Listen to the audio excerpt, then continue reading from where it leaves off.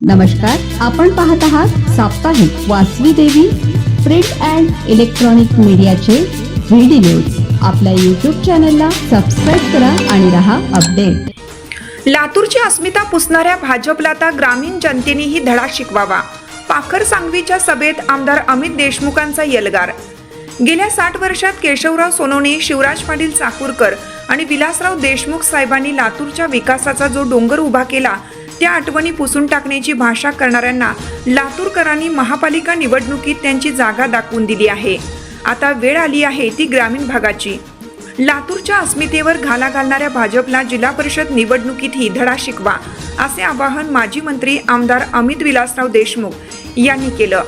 लातूर जिल्हा परिषद व पंचायत समिती निवडणुकीच्या निमित्ताने पाखर सांगवी नवीन वस्ती येथे आयोजित काँग्रेस आघाडीच्या भव्य प्रचार सभेत ते बोलत होते।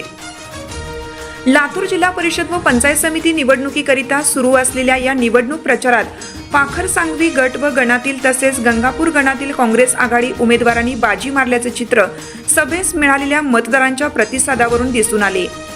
काँग्रेस आघाडीच्या लातूर तालुक्यातील पाखर सांगवी जिल्हा परिषद गटातील सौ सोनाली रमेश थोरमोटे, पंचायत समिती गणातील अक्षय आप्पासाहेब देशमुख आणि गंगापूर पंचायत समिती गणातील सौ शिवानी रामकृष्ण शिंदे या काँग्रेस आघाडी उमेदवारांच्या प्रचारार्थ सदरील सभेचं आयोजन करण्यात आलेलं होतं।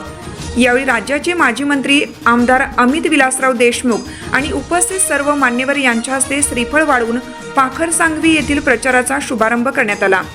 यावेळी बोलताना माजी मंत्री आमदार अमित विलासराव देशमुख म्हणाले, लातूर हे कधी काळी केवळ तालुक्याचे ठिकाण होते, आज ते औद्योगिक, शैक्षणिक, व्यापार आणि कृषी क्षेत्रातील जागतिक स्तरावरचे विभागीय केंद्र म्हणून ओळखले जाते।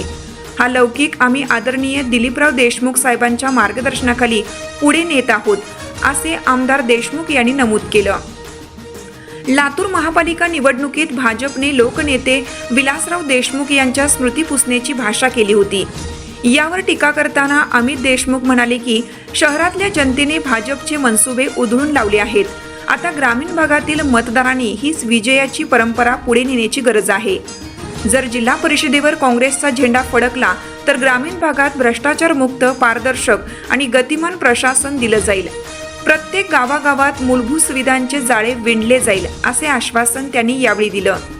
जिल्हा परिषद म्हणजे मिनी मंत्रालय असून यासाठी मोठ्या प्रमाणावर निधी उपलब्ध असतो।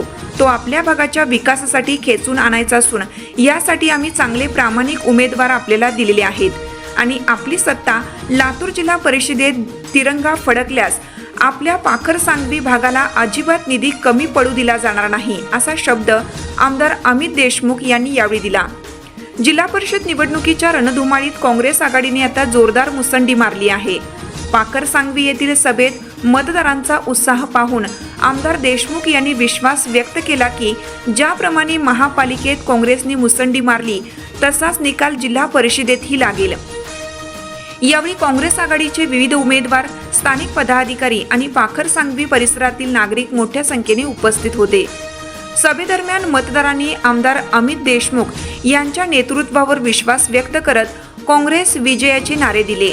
दरम्यान या जाहीर प्रचार सभेत रामदास पवार, रामभाऊ चामे, श्वेता देशमुख, सोनाली थोरमोटे, संजय पाटील खंडापूरकर, प्राध्यापक गोविंद घार, रामेश्वर धुमाळ यांनी आपली मनोगत व्यक्त करीत काँग्रेस आघाडीच्या सर्व उमेदवारांना बहुमताने विजयी करून आपल्या सेवेची संधी उपलब्ध करून द्यावी अशी विनंती केली।